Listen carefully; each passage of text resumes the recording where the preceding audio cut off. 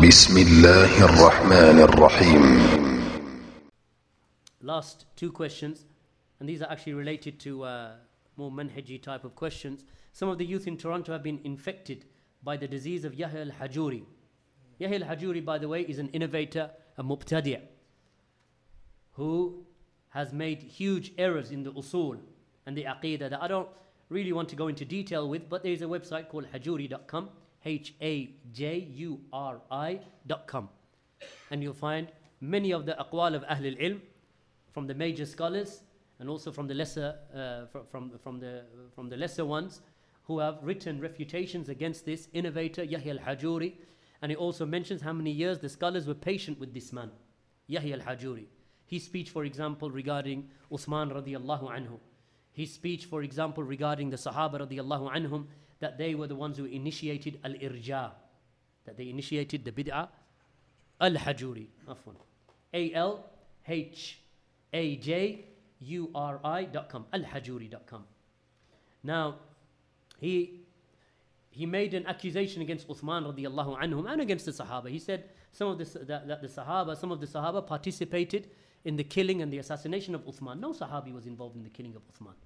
That's a ta'an and an attack and a revilement upon the Sahaba. The Sahaba are going to kill Uthman when Uthman was married to two of the daughters of the Prophet sallallahu alaihi wasallam, in front of whom the angels are shy. And the mountain of Uhud shook when Uthman and the Prophet sallallahu alaihi wasallam and Abu Bakr and Umar were upon the mountain. So these Sahaba who know this about Uthman, they are the ones who are going to be involved in the killing of Uthman. This is the accusation that he made against Uthman. Two things here. Number one, his jahl in the usul of the deen.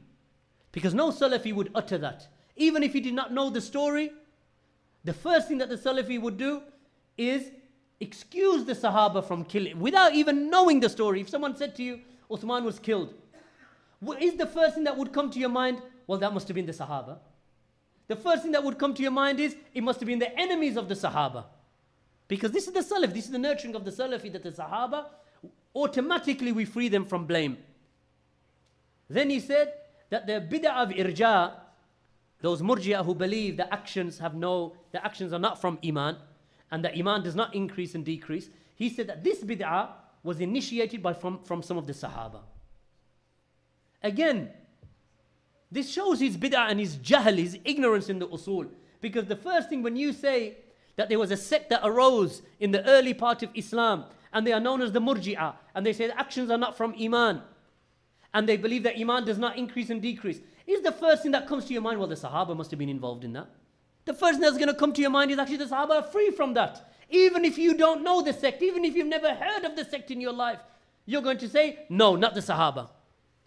Because that's the purity of the heart of the Salafi towards the Sahaba, the cleansing. This is how clean our hearts are with regard to the Sahaba radiyallahu anhum. He said that Uthman radiyallahu anhu innovated the bid'ah of the adhan. He innovated this adhan, this second adhan on Yawm al-Jum'ah. Whereas actually the position of Ahlul Sunnati wal Jama'ah is that when Uthman did it, the Sahaba accepted it by ijma'. It's ijma' that the Sahaba accepted the second adhan Yawm al-Jum'ah.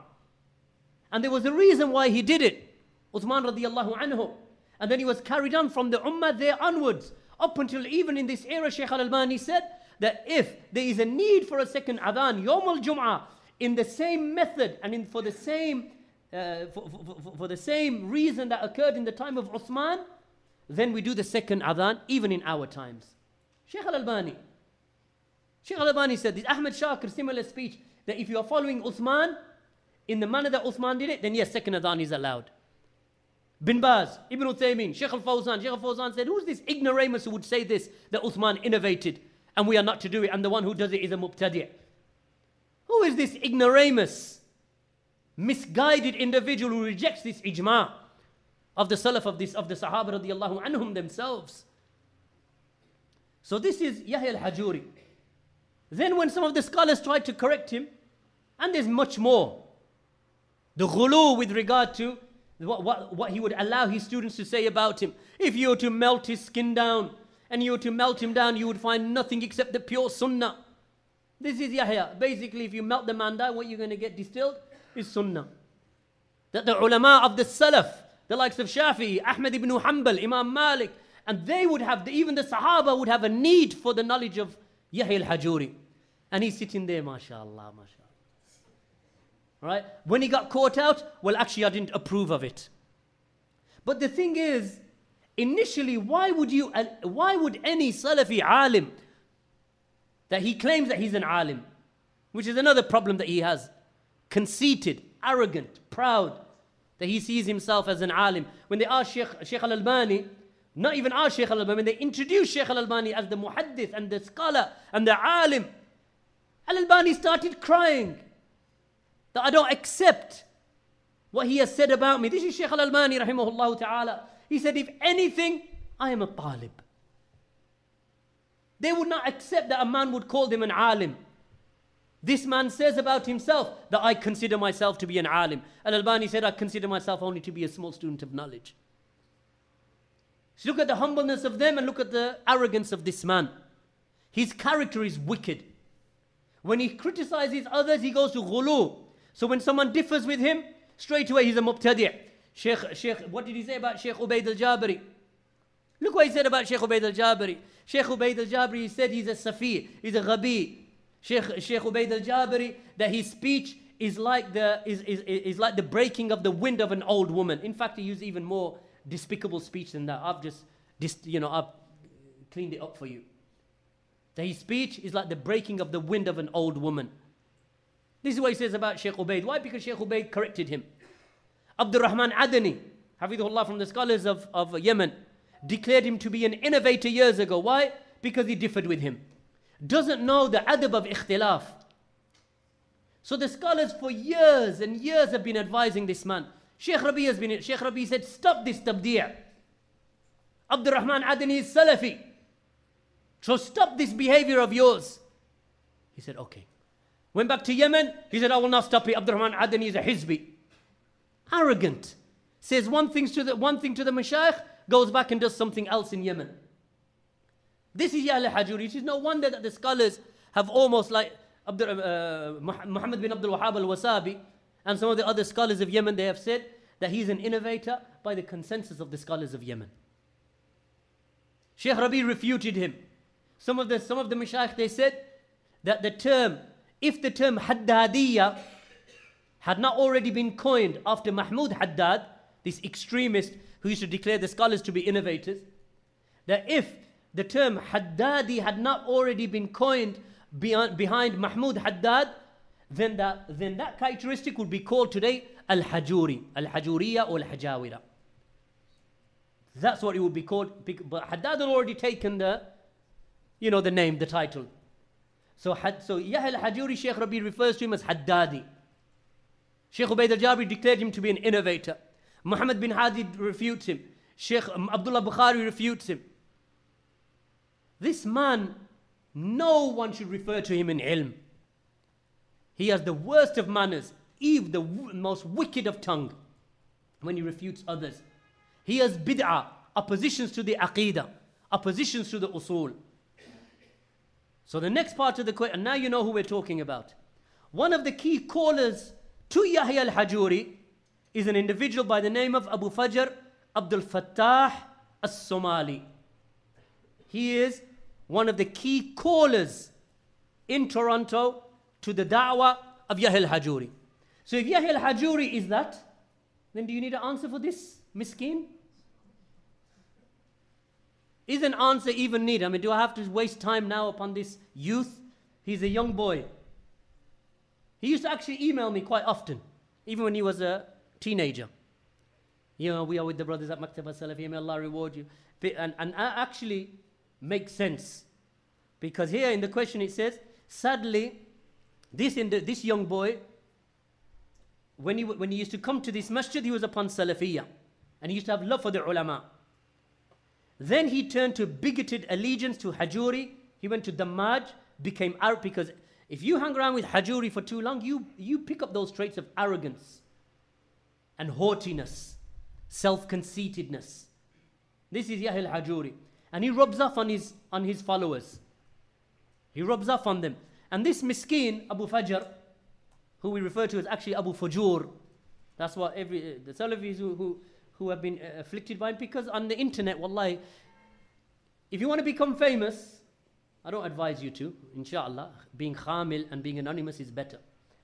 If you want to become famous, all you have to do is stay focused upon the internet for about a week and a half. Tweet everything, write everything, email the dunya, set up a Facebook, then find, make 100 friends, 200 friends, 500 friends, and all of a sudden, they'll say, have you heard of Abu Fajr Ābd al-Fattaḥ? That's how he became famous. Not because of any khair, not because of any goodness, not because of any da'wah, not because of any tawheed that he calls to, not because of any sunnah that he calls to, but because of fitna and fasad. That's all. What do you, email me, examine it. What does Maktaba Salafiyya say about Ubayd al-Jabari? What? You miskin, you are the age of my, you are the age, really, of my son. That's his age. That's the age of this Abu Fujūr. At the age of my son, you're asking Maktaba Salafiyya. Maktaba Salafiyya was a maktaba giving da'wah when you were possibly 1 year old or 2 years old. We were giving da'wah before you were born. Sheikh Ubayd al-Jabari was giving da'wah before I was born. And I'm 45. 45 or 44? Huh? We're looking Hijri or Miladi. Right? This is Sheikh. You're asking, what's Maktaba Salafiyya position towards Ubayd al-Jabari? Do they recognize his faults? This is this Abu Fujūr, Khabith. He is a filthy individual with a filthy tongue. If this is what his Sheikh is like, he is just a more ignorant version of his Sheikh. And his Sheikh is ignorant. So who would sit with him? Then it says at the second part of the question, it mentions he turned to Hajūrī, he became active, and he began slandering the scholars. Of course he did. Even they're against Sheikh Rabi now. They would say, no, Sheikh Rabi did a telelink with Dammaj, Sheikh Rabi is with us, Sheikh Rabi is with us. Then Sheikh Rabi said, actually, I did the telelink to advise him and to show that I have nothing personal. This is da'wah, this is deen. This is why Sheikh Rabi did the telelink in the fitna when the Shia were attacking them. So Sheikh Rabi, of course, he's going to, hey, this is Dammaj. Dammaj is not just Hajūrī. Dammaj is thousands of people. So Sheikh Rabi is giving them da'wah because he regards them to be Ahlul Sunnah. So they used it as that this is now a tazkiyah for Hajūrī. No problem, Sheikh Rabi didn't answer. Sheikh Rabi said, khalas, my intent was da'wah and islah, and I wanted to aid them, and this is my niyyah. Alhamdulillah. Then when Sheikh Rabi eventually refuted him, they said, Sheikh Rabi doesn't know. We don't accept from Sheikh Rabi. And nor do we accept from Ubayd al-Jabari. Nor do we accept from Muhammad bin Hadi. Nor do we accept from Abdullah Bukharī. Nor do we accept from Muhammad Bazmul.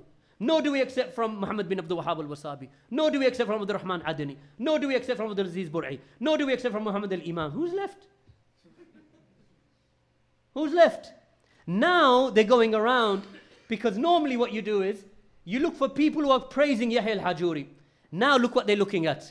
Now they're saying, well, we haven't heard Fawzan criticize him yet.